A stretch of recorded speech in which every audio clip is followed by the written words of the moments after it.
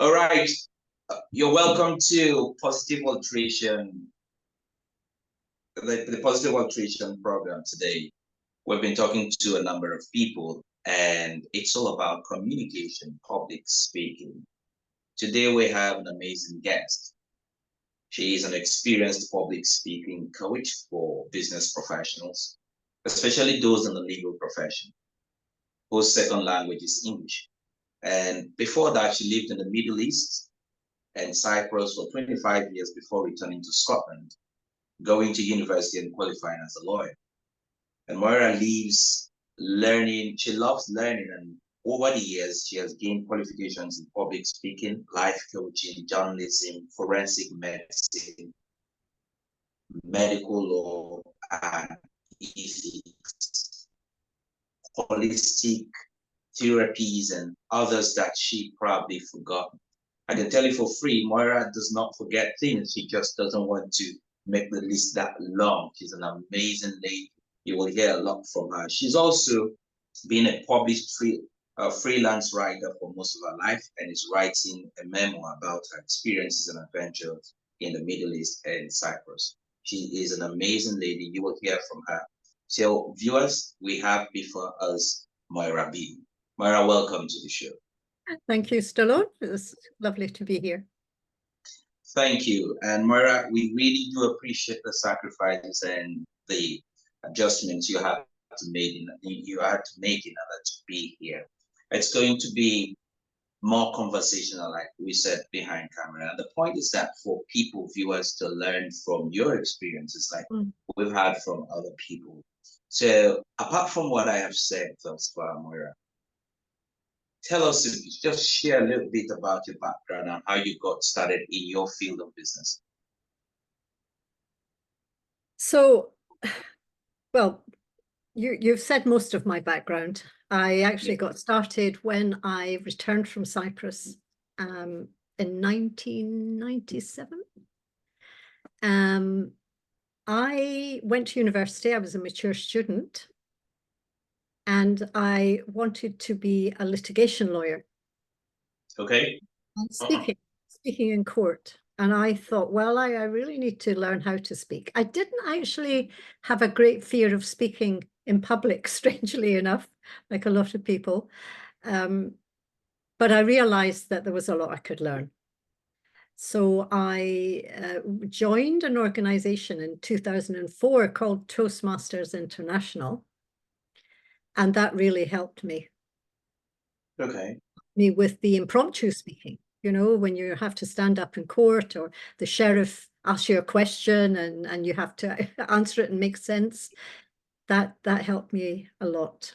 And it led on from there. And of course, I went through my lawyer career and writing. And then I decided that I could help other people with public speaking. And that's how I got to where I am today. Thank you. So what inspired you to pursue this path? What moved you? Why did you choose this path? Did anything in particular happen in life? Which path? I mean, when you decided to go study, you talked about studying law, all right? And then you understood at some point, even if you did not have a fear of public speaking like most people have today, you know, but you decided to pursue law and then decided to go ahead to teach. So I'm asking one question in two prongs: study law and teach communication.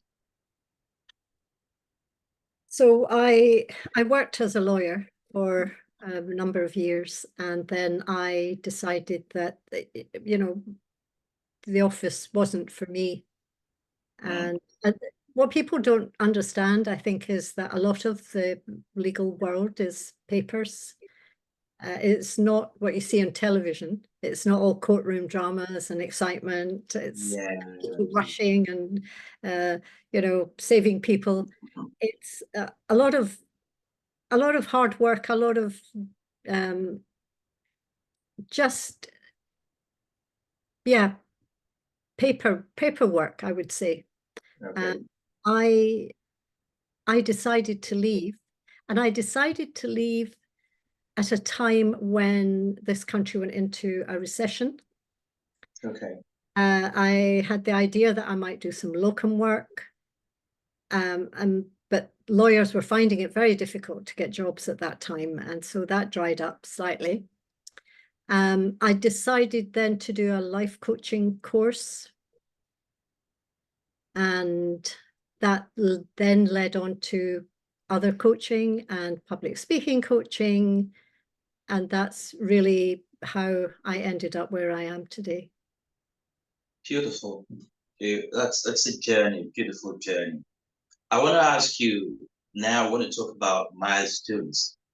When we talk about how we've traveled from one point to another, there are milestones that we hit and encourages us to keep going. In some cases, there are failures, we learn from them. So can you tell us about a significant milestone or turning point in your career where you have found public speaking helpful in your journey? Whether you want to pick the courtroom, it's okay. Whether you want to pick talking to people as a coach, just something for us to learn. A milestone, I think, would be about 3 years ago when Okay. I joined a group and I took another course. It was for teachers of English, for foreign students, for teachers of foreign language, English as a foreign language. And I joined this group of people, and we got some training in teaching as English as a foreign language. Well, I wasn't a TEFL teacher. And I decided that I would teach communication skills. And then, so I had 2 programs, communication skills and then presentation skills, public speaking presentation skills, to a group. And as you know, it's a good thing to niche, as we say. And I thought, well, I'm a lawyer. People might trust me. Other lawyers might trust me. And I decided to go for lawyers, and lawyers whose second language is English. And I did some research, and I realized that there was an awful lot of people out there. I mean, English is the lingua franca of business nowadays, and there are more people who speak it as a second language than who are native speakers. Okay. And I got some clients in the Middle East, United Arab Emirates, actually. I seem to strike a chord there. And so I continued on that path. And that's basically what I'm doing now. Okay. So you originally did not plan to go to the Middle East, but you decided to cast your net, and it appears it just worked out there. Yes, yeah. It was, first of all, it was Paris. Okay. And then the Middle East. Okay. And I think perhaps the Middle East because of my Middle East connections. Mm. You know, in terms of, sorry? Yeah, go ahead, please. No, you go ahead. I think perhaps they saw someone who knew their culture, because I'd lived in Saudi Arabia for 4 years, and I lived in Syria, I'd lived in Oman, and I lived actually in that whole region for about 25 years. So I knew the culture. And I think they probably felt that they could relate to me perhaps more than they could someone who just didn't know anything about them. Okay. I'm curious. Are you from the Middle East? Oh, I'm from Glasgow. Sorry, excuse me.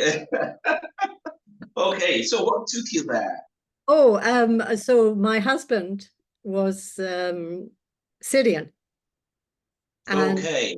we moved there, and then Saudi and Oman and then Cyprus. Okay.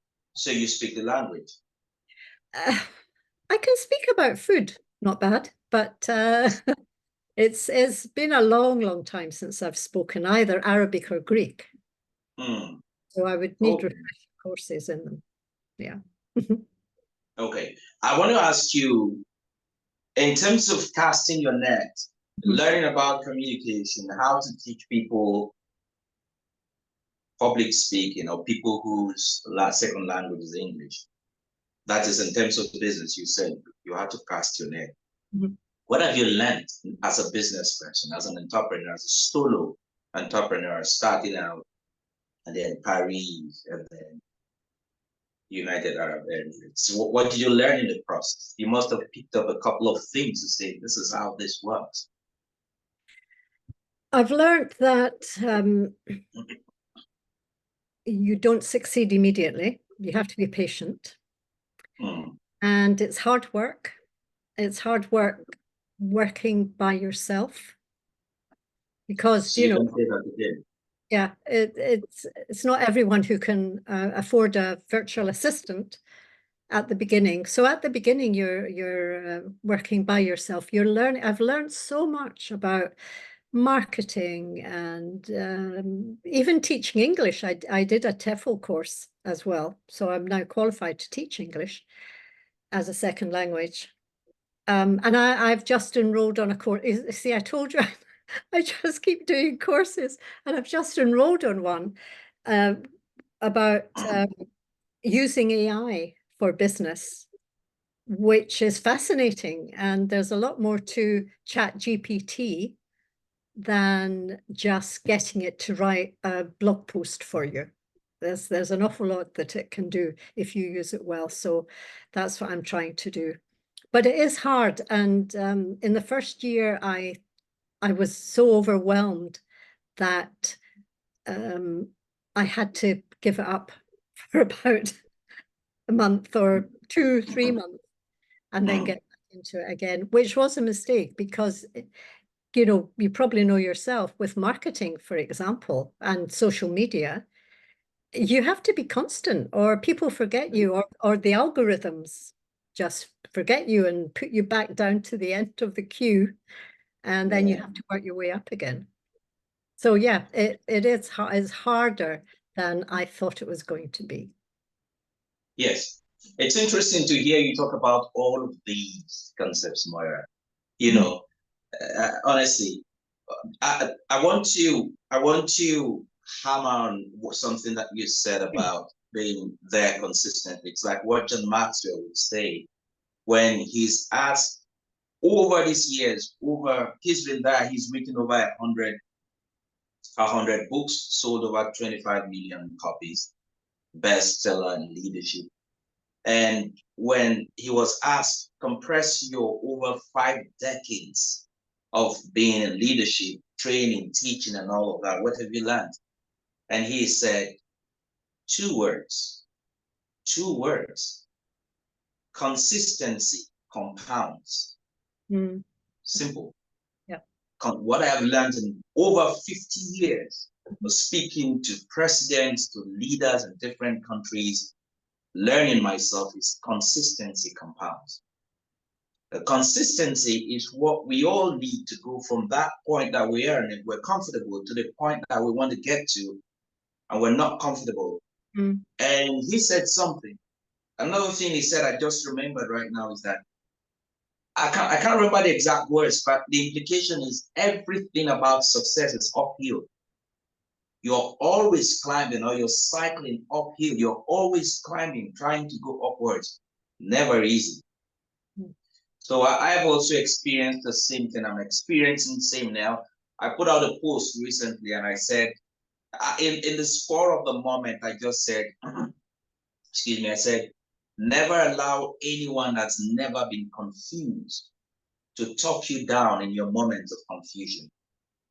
The thought I'm trying to put out there in the universe, I'm trying to put out there is, people who don't try new things never get confused because everything is cut out for them. Do this, they do this, they that. But if you're trying to do things yourself, you will get to that point where you feel, oh my God, what am I doing? You're confused. And in trying to find the answers, you will make mistakes. Then you see people from left, right, and center talking down, trying to give you suggestions. They've never been there, or they've never tried something. Anyone who's tried something, gotten confused, made mistakes, will be empathetic. So I feel you when you say it's hard. when you're starting, and then you don't have the money, the resources to hire all the virtual assistants and all of that. But Moira, there's something interesting you said along the line. I want to sit there a little bit, and which is, you are from the United Kingdom. Mhm. You had to go learn. Let's take it, English is your language. But you had to go learn how to teach English language. Okay, and that is fascinating because most people around the world think English is what we speak. English language is what we speak. My English is not basically, I'm from Nigeria. Yes, that is our lingua franca, but natively, my native language is not, my first language is not English. And then sometimes when I speak English, in my head, I'm speaking it as if I'm speaking my native language.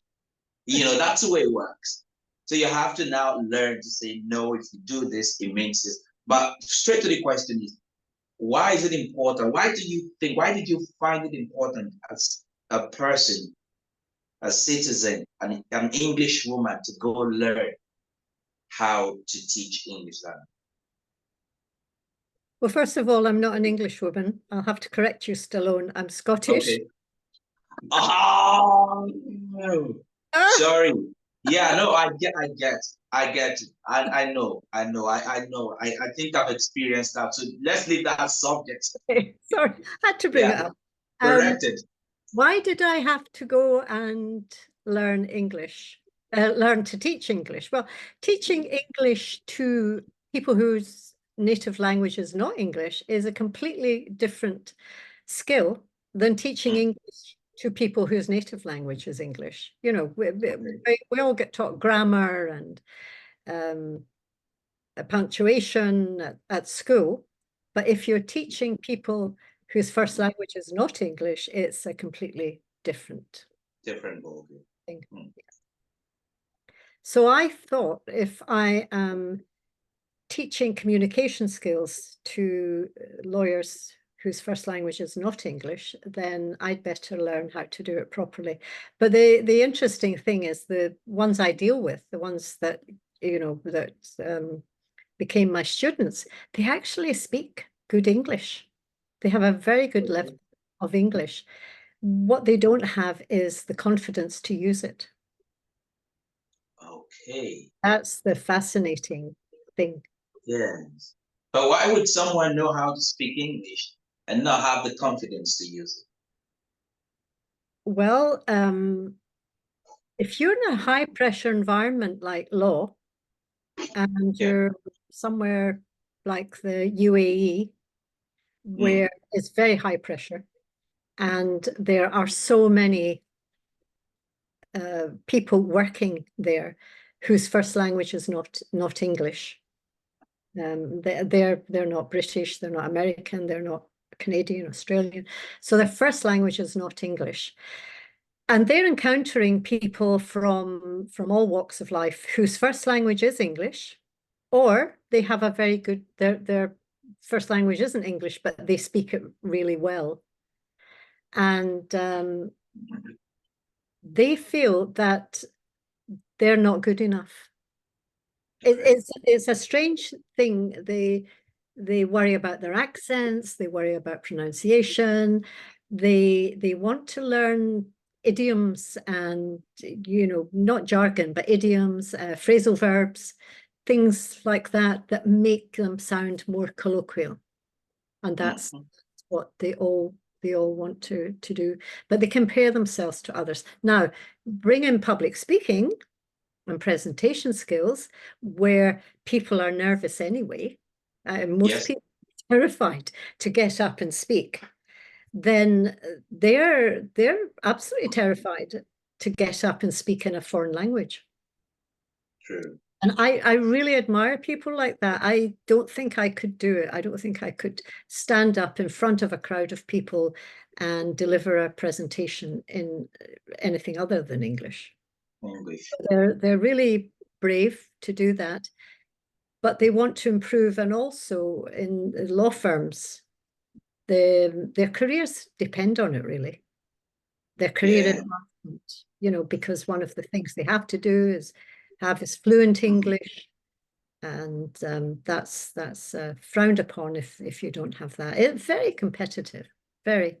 Yes. So there's a lot of pressure out there. And the reason I ask this question is for people to understand that the pressure to communicate is not just on the guy who stands on the stage and is talking as a public speaker or as a motivational speaker. The pressure is everywhere.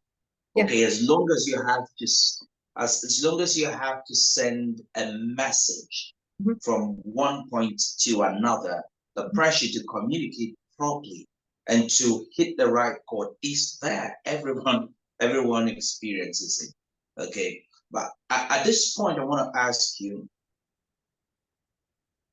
what do you think are some misconceptions people have with regards to public speaking? When it comes to public speaking and communication, what have you encountered? What are some misconceptions people have, you think?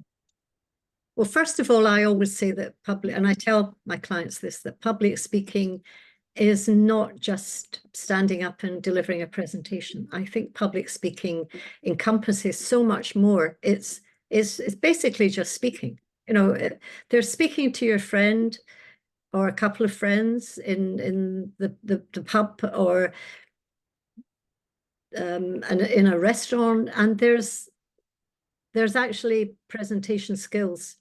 And between that, there's a whole lot more, especially in business. And parts of my courses are speaking in business meetings, excuse me, making small talk, introducing yourself, moderating a panel, negotiating. There are also many things that lawyers do and that, you know, business professionals do as well. And that's before we even get to standing up on the stage and giving a presentation.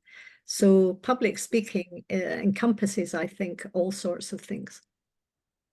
I like the bit you said. So public speaking here is not just about stand. Before you even get to standing on the stage, you have things like negotiation, making small talks.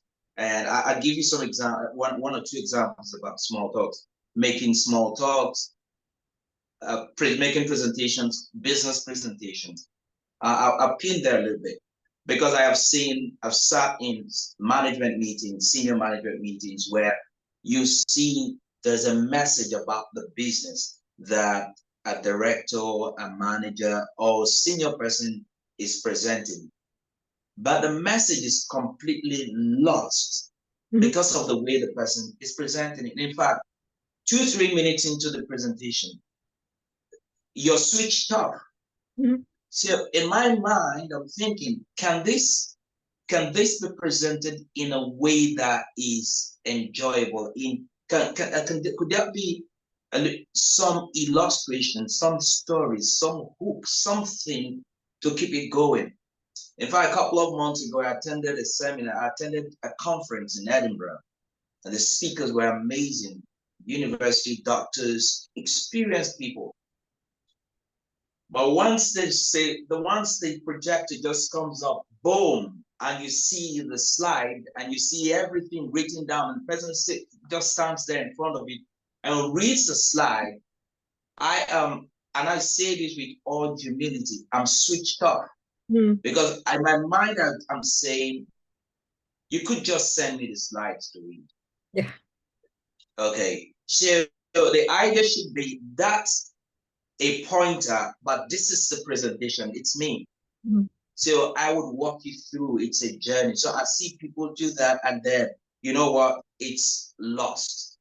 If you understand what I mean. So that's a challenge that people experience at that place of work. And if you do, if that's part of what you do, like you said, I mean, whoever is listening, that's an amazing person you need to talk to. If you really want to go in there, and then you talk to people in your meetings and they respect you and they follow through. Another thing you mentioned is about negotiations, making small talks. Now, in the case of making small talks, you must have also noticed this. In the UK, the moment you get on a bus or you get on a train, everybody's on the phone. plugged in. I don't want to be disturbed. Really, sometimes people don't want to be disturbed. But I've also had cases where I have, funny enough, and I'm not saying anybody should do that, but I've done that a couple of times where I say, this journey, I walk up to some people, I say, hey, maybe the guy looks at me and I say, hey, how are you doing? My name is Stallone. And I'd say it's a long journey. It's a 3 hour, 15 minutes or 3 hours, 40 minutes or 4 hour journey. And I'd like to sit there if it's okay, we just chit chat and, wait, it's better than the phone, I think. Some people say, no, I don't want to be disturbed. It's okay. And I've had people say, oh, yeah, sit down. And I have made some friends. And that is really bold, I think, because sometimes people will turn you down and it will hit you. But the reason I also do that is I'm working on myself. Can I start a conversation in awkward situations? Meaningfully and sincerely, genuinely. And there's work. I've made friends. People have said, you find people who have no one to talk to but their phones. So when you connect, it's powerful. So these are skills. It's not about standing on the stage. Yeah. Yeah, you want to say something. You wanted to say something. No, I was going to say when I talk about small talk, it's not with people on trains, but for business people, it's those 10, 15 minutes before a meeting, before a conference. Everyone's milling around, nobody knows each other, and you have to go up to people and talk to them. And some people don't like it. I had one client who said, I hate small talk. I refuse to make small talk. So she didn't want to do that component of the course. And I said, but when you go to meetings or conferences, don't you speak to people beforehand? She said, no. No. I don't like it. I don't like it. It's silly. So, but small talk it's not really small talk. A lot of things can happen after so-called small talk. You can make relationships, affiliations, you get to know people. And that's one thing that a speaker, I think, should do is when they're going to present is try to talk to the audience beforehand. Half an hour, speak to the audience, get to know them, so that when you go in to the hall, wherever you're presenting, they're not a bunch of strangers. You know them. True. I do that almost all the time. I go there an hour or 30 minutes before, take a look at the room, understand the stage. If there are pillars, anything that will get in my way, I understand how to use them. But more importantly, I connect with people. I try to talk to people. I remember recently I spoke studying university, and I met a couple of people. And I made a joke. I just said, listen, I've got a couple of jokes. I don't think they're interesting, but you know what? You are George, you are John, you are Alexi, for instance, you are, let's say, Stal. When I make that joke, just laugh. And they all laughed and say, oh, okay, don't worry, we're rooting for you, we're rooting for you. And it was amazing. It was because I felt relaxed. We never met each other, we never met one another. That was my first time. I learned that when I was somewhere in Dunoon. A speaker came down and he went around the table and spoke to all of us, different people. I remember when he came to our table, say, I'm one of the speakers and I hope I'm able to serve you. And we all say, hey, we had amazing speakers that day, but you see, I still remember him because he connected with us first before the actual presentation. So you're right on point there when you said small talks are really important in business meetings and conferences. So now you spoke, I said I was going to bring you back somewhere. You talked about AI, ChatGPT and all of that.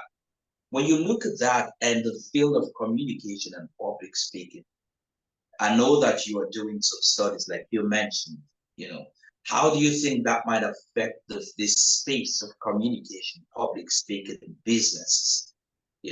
What's your take on these trends? We've been using AI for years, but we just didn't realize it. Okay. You use something like Grammarly or Pro Writing Aid or Yeah. Word Editor to check your writing, for example. You check your emails before you send them out. That's AI. But I think people are now beginning to get quite frightened of it because it's almost, they think it's a robot. And Yeah. it seems to have taken over the world at the moment. Mm. I think, well, there is a tool now. I can't remember it. I was contacted by them last year to try it out or to become affiliated with them. I can't remember what it was. And it analyzes your speech. So you could put your presentation, you could record yourself and upload it to this platform, and it will analyze it for you. I think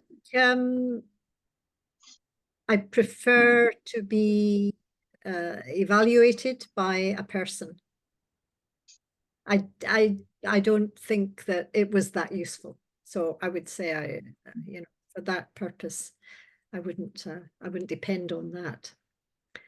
AI also can write speeches for you, and I remember asking it to actually write a post for me just when I was trying it out.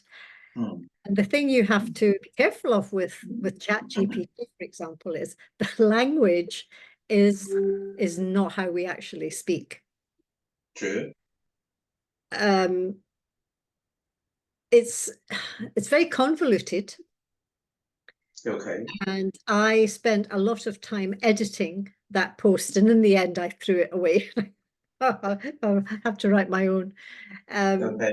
And so there's this thing called Plain English. I don't know if you've heard of it. There's a Plain English website where they try to not to dumb down the English, but to make it more accessible to people, more understandable, simpler language. Instead of saying utilize, why can't we just say the word use? Use. Verbalize. Why can't you just say said? So that AI ChatGPT, if you ask it to write something, and certainly if you were to go and ask it to write a speech for you, it would be full of very convoluted, difficult language, I think. And the other thing is, although you can actually say, can you write it in a funny way or serious, or even in my own voice, and you have to give it an example of your own voice. It still doesn't sound like you. Everybody has their own voice and their own style, and it can't replicate that. Yeah. So what you're saying, excuse me, I'm struggling not to come down with this cold and cough. But what I'm saying, what I hear you say, and what I think you're saying, AI is important, but it is just a tool. The human part is still very important. For instance, if you say ChatGPT should do something, should write something, you need to know what your language is, because sometimes when you read it, you tell yourself, this really doesn't sound like me. I need to edit it so that it really sounds like me. So it's a tool. It cannot replace humans. AI cannot. It's just a tool that supports whatever we do.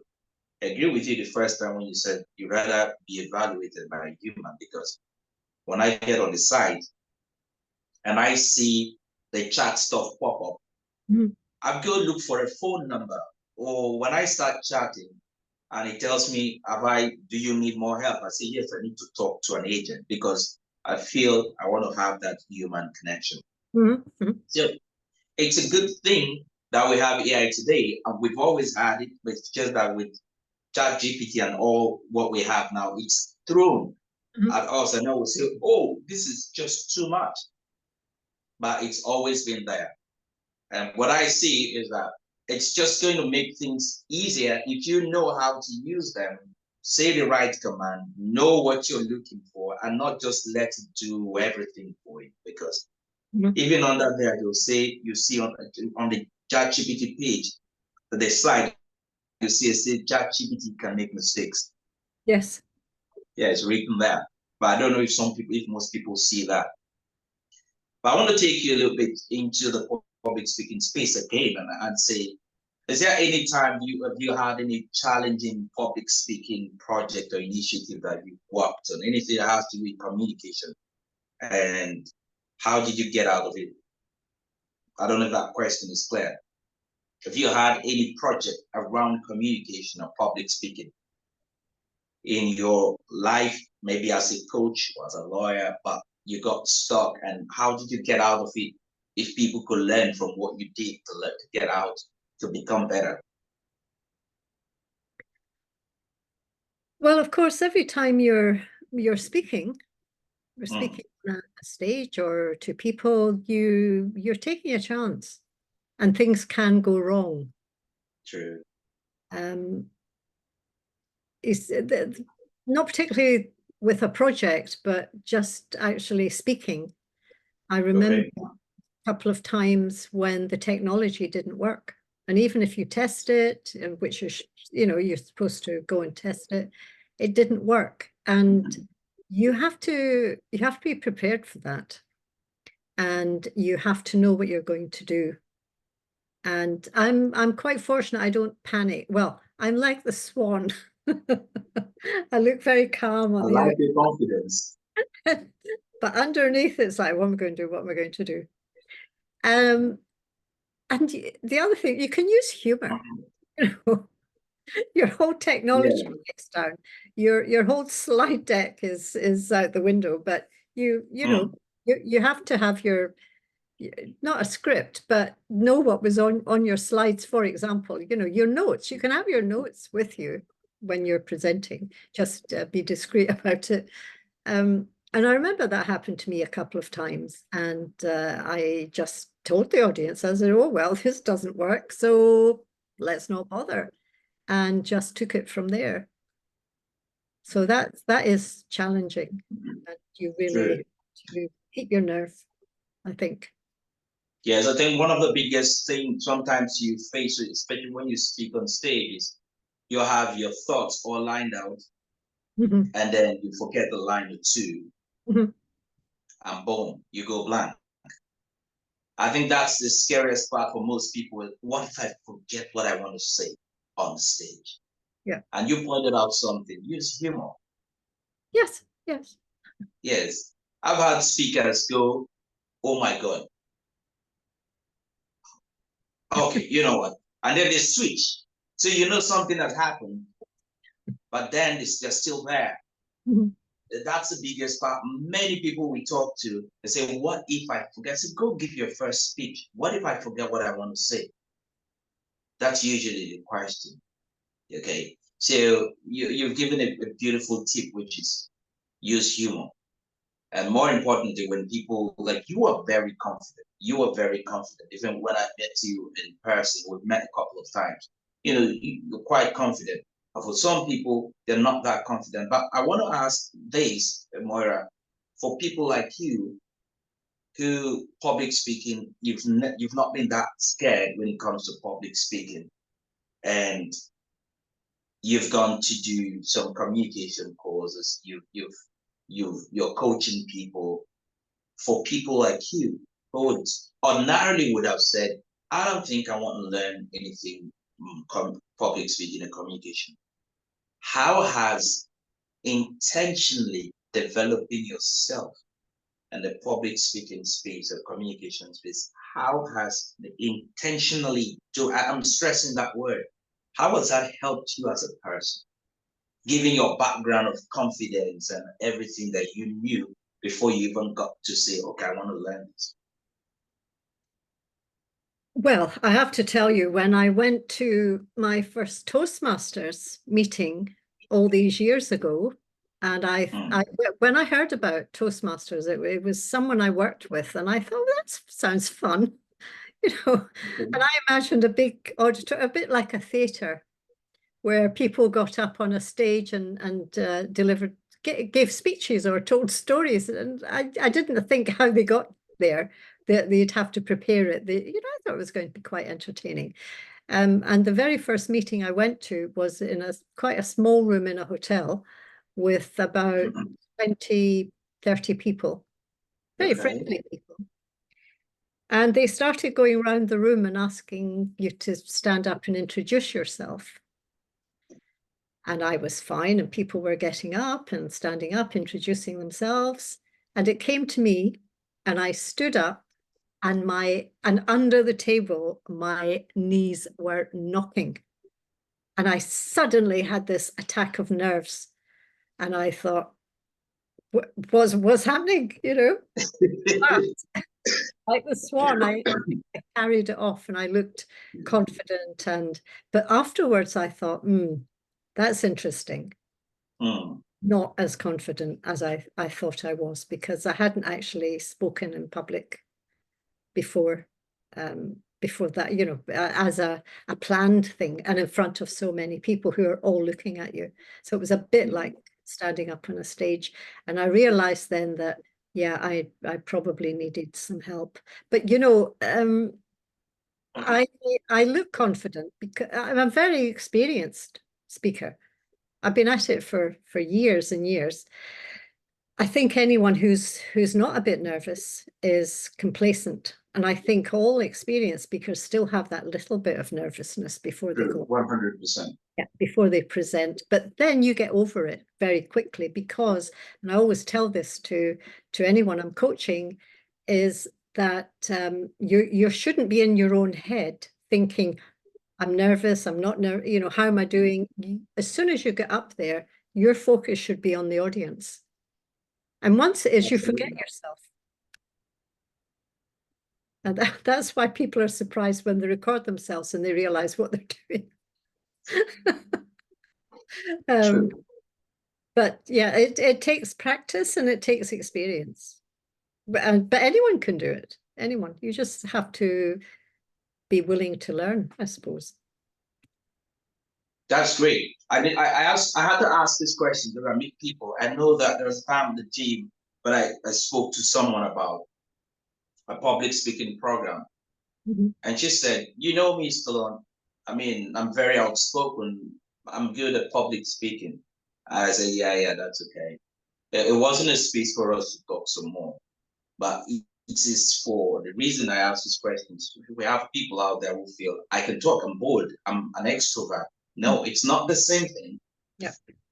When you have a message and you are hoping, you are really hoping that the message goes through and hits the right chord on the other side. And you need illustrations, stories, you have to probably make some gestures, your vocal variety, eye contact, to get the person or the people in that space that you want them. In a world where they are in that same room with you, but their minds are a million miles away. And you value their time, and you're saying, I respect your time and I want to serve you. With all of that pressure, you only don't fidget, or you only don't feel that nerve when you are complacent. Let me use your word. Absolutely. But if you really care and you say, I don't want to lose this, I don't want to miss out on this, I don't want to lose this moment, I don't want this message to go missing, I want it to get right where I want it to be, then you have to take all the care in the world, put in your best, and get out of your head. And understand that you're human, you make mistakes, but if you're really prepared, you will take them on that journey. So you're right in pointing that. And this is a message to everyone out there. You're a business person, a business owner, a leader in a business. How you communicate really matters. I've seen people where they want to hold team meetings. I've asked some managers before I worked with, you want to hold team meetings and say, what you want to say, have you rehearsed it? Do you really have a structure on how you want to say it? I mean, it's a 10-minute meeting, but do you have a structure on how you want this meeting to go? I said, no, it's okay. We'll just have a conversation. I said, you see, that's a problem. If you have a message and you really want it to go through, this meeting can actually go on for 30 minutes and the message is not passed. In fact, people will leave the meeting without knowing why the meeting was called. Yeah. Is it? So it's important that we pay attention to this. And that's why we're really fired up on making sure that we get as many persons as possible to understand why they have to take communication and public speaking very important. I mean, seriously. But I want to ask you this. This is the fun part of it. Looking at communication, public speaking, leadership as a coach. If you were to have dinner with three outstanding public speakers and communicators, dead or alive, who would you choose? I mean, I ask this to everyone on the show. Yeah. I'm fascinated by people, by speakers who can stand up on a stage and they don't have all the body language and the voice and the all the things that we think the make drama. a public speaker, and they are just fascinating and people hang on their every word. So one of these people, I would say, is the late Sir Ken Robinson. I don't know if you've seen TED Talk. And he was an educator. And I think his TED Talk is the most watched TED Talk ever. And he starts off by just coming onto the stage. He had a polio as a child, I think, and he was lame in one leg. So he sort of, slowly comes onto the stage and he just stands there and he pauses and he looks around and then he starts. He doesn't move. He doesn't move around the stage. Sometimes we think of these motivational speakers, they've got all the body language and the movement, and they're using the stage, and they're walking up and down. He stands there. You should watch it on TED. I will. He just stands and he speaks, and he's so funny.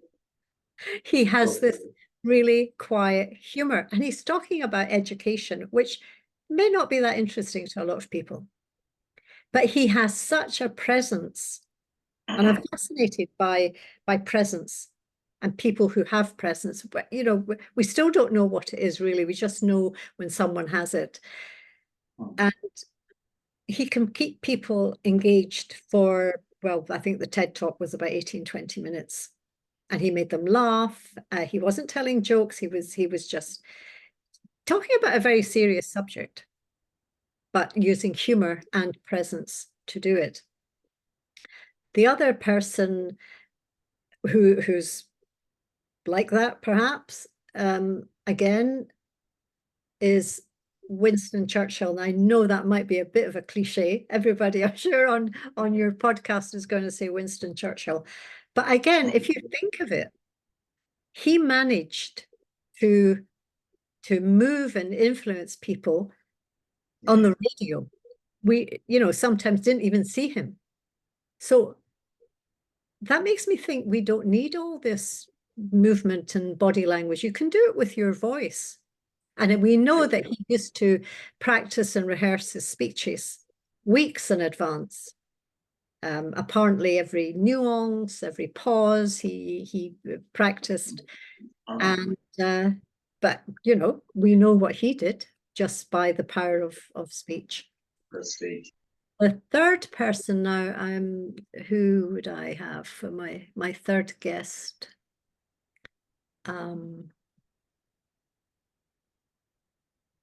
I don't know, actually. Who would I have? I'm trying to think of a woman. A woman that I would have, and I can't think of one off the top of my head.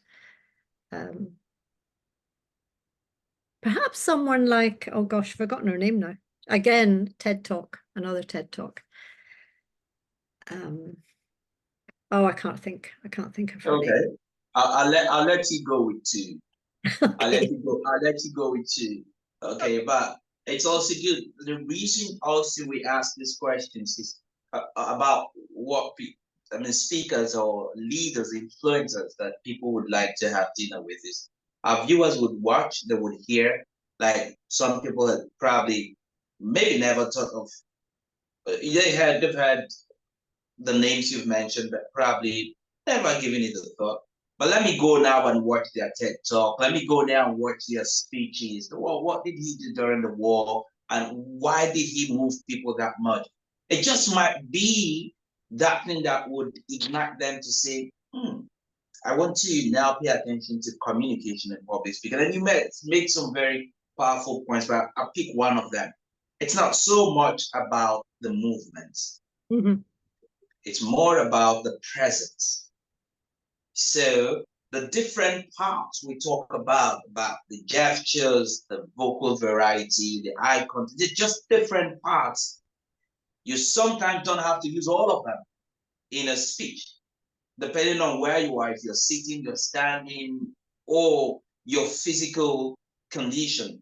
But one or two of them, mastering one or two of them could just give you that leap. I know of someone in Glasgow. They call him the master of pauses. He just comes on stage and he pauses. Mm-hmm. And the pausing is not too long, not too short. It's just appropriate enough for you to say, okay, what now?